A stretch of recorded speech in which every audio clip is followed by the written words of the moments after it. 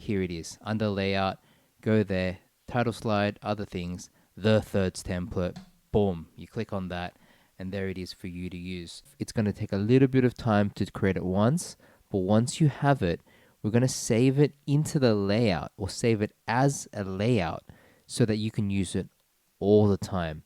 So let me just show you. First, what do? You go into view, click view.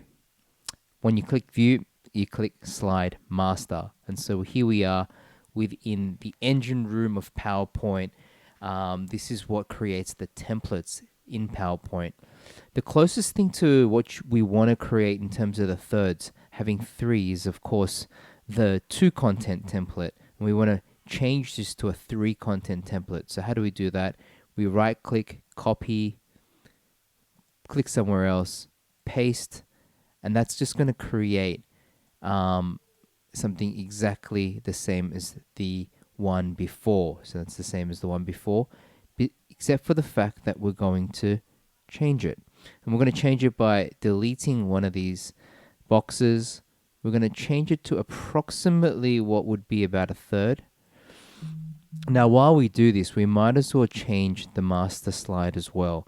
I wanted to show you the classic modern style of PowerPoint presentations. And honestly, if you use this, you probably don't need much else. So we're going to just adjust the master to reach around probably, what's that?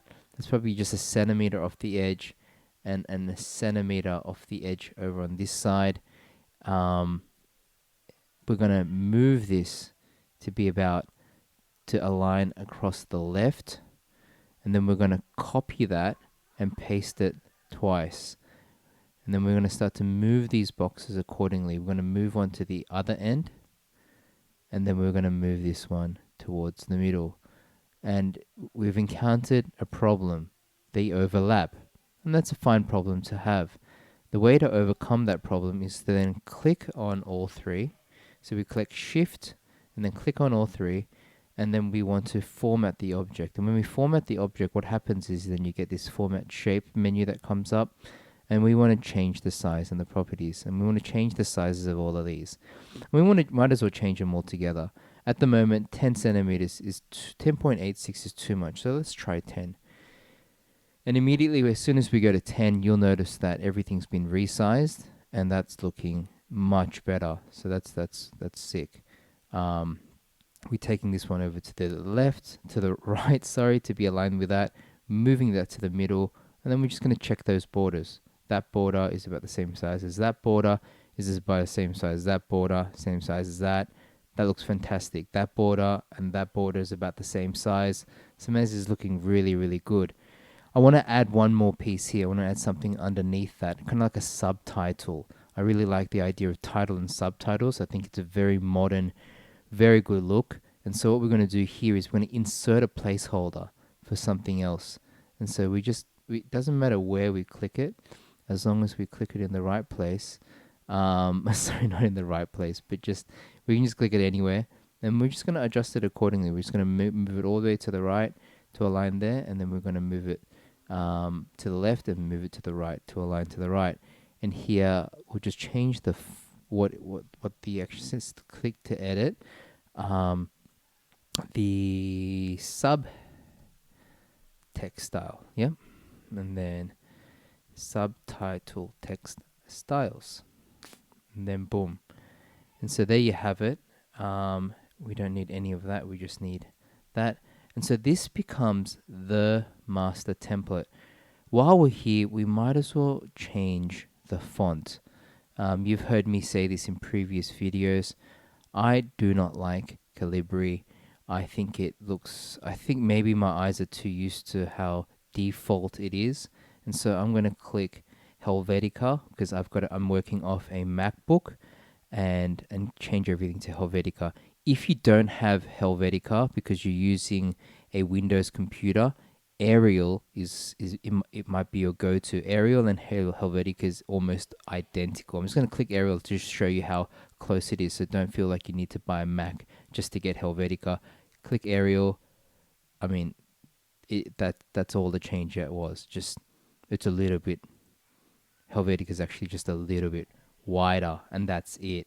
So this is the master slide to create discussion and decisions in any and every meeting. This is my go-to board level, CEO, senior manager, team, one-to-one level. It doesn't matter what. If you want discussion and you want decisions, this is the go-to template, and now you know how to create it. So once you're finished, you can go back to view in the slide master. Go back there. Oh, actually, one more thing. Go back and you want to rename it. You want to give it a cool name, and I'm going to give it the thirds template. Yeah. I'm just going to rename it the thirds template, and then we are done. So hit slide master, close slide master, and then you're out. And you're like, oh, okay, all that great work.